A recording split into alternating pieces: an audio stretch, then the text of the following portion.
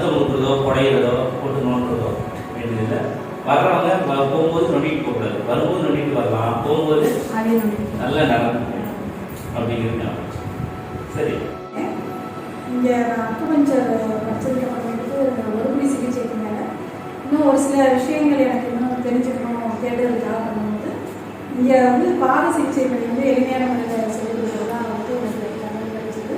என்னோட நண்பர்கள் மூலிமா சாரோட அறிமுகம் கிடைச்சிது. ஸோ இப்போ இவர் மூலிமா இப்போ நாங்கள் படிச்சிருக்கிறது எல்லாமே பார்த்தீங்கன்னா ஃபுட் ரிஃப்ளெக்ஸாலஜின்னு சொல்லி சொல்லுவாங்க. ஸோ அதுதான் சார் எனக்கு இதில் வந்து மசாஜும் சொல்லிட்டு இருக்காரு, ப்ளஸ் அதை சிகிச்சை முறையாகவும் எப்படி ட்ரீட் பண்ணலாம் அப்படின்னு சொல்லிட்டு இருக்காரு.